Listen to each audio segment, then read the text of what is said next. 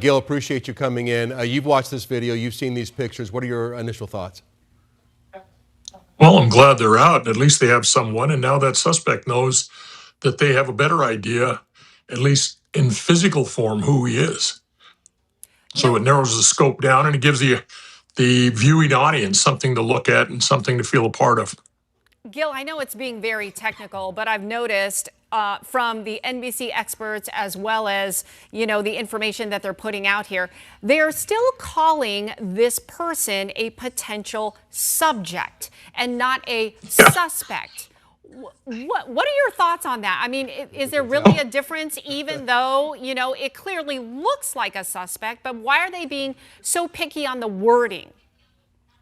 I have no idea why they're being so picky on the wording. That may just be something that the media is using. I mean, you can call him an ice cream man if you want. The man is there on the early morning hours wearing a ski mask, gloves, obviously a weapon shown. It's not a time for delivery service, and if anybody saw him on the streets, they would have definitely called it in. So I don't know. They can call him anything they want to. Yeah, that's a good point. All right, so let's go over a couple of different things if we can. I find it very interesting that he's showing up with such a loaded backpack.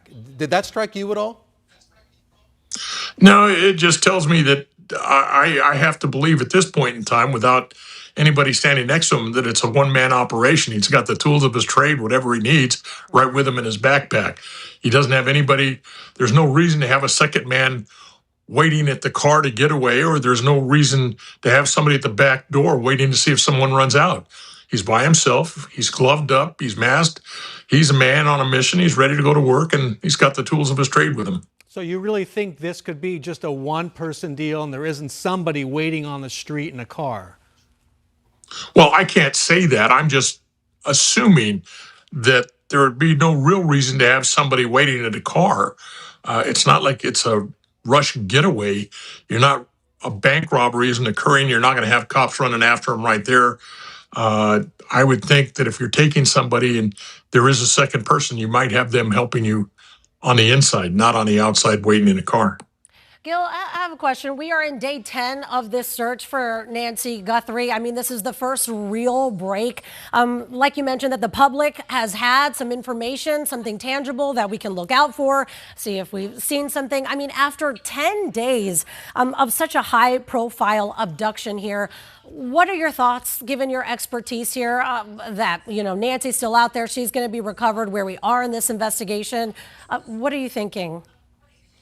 Well, I can't say or speculate as to why it took them 10 days because I don't know what they have found in their investigation. I don't know where they're at in their investigation, nor do I know how long it took for them to get back, if they had to wait for search warrant returns to get the images back from the company that had them. So the 10 days doesn't mean anything. The fact that they're releasing them means that they're ready to take assistance from anybody that can. You take help from anybody that's going to lend it to you to help solve the case. The matter that it took 10 days to get it out, that's just sometimes the logistics and the hardships of an investigation like this. Yeah, it took them a while to access, I guess, Google, which is the parent company of Nest. We have so many surveillance videos that come out, Gil, where somebody's trying to hide their face and they hold an arm up or they've got a bandana. They kind of run in, they run out, they look like they're, under duress. This guy, and tell me if I'm wrong, looks like he knows what he's doing. I don't want to say he's done it before, but what are your thoughts on this? Does he look like not a professional kidnapper, but he's experienced? Oh, he is, and that tells me that he's got some inside knowledge as to who's going to be inside the house, what kind of protection she has. Is she, a sleeper that's not going to be awakened right away? He doesn't seem to be in a hurry because he can't be seen from the streets. They don't expect a lot of traffic. The fact that he's got a little flashlight in his mouth doesn't project a lot of light other than what he wants to illuminate to make his job a little easier. So no, he's very deliberate and he's well versed in the craft that he's taken on. You make a very interesting point, Gil. There was a Fox News report earlier today that law enforcement is investigating people familiar with the house, such as a landscaper, somebody who does the windows, somebody who does the roof, things like that. Is that the kind of thing you would have expected to happen much earlier in the investigation? Oh, I won't say much earlier. with the law enforcement agencies that you have working it, they're doing everything possible. And who am I to stand up there and say you should have done this earlier? No, they know what they're doing, and they're doing it as fast as they can.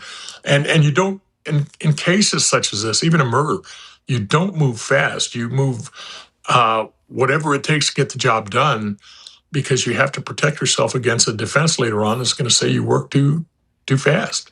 You don't want to miss anything.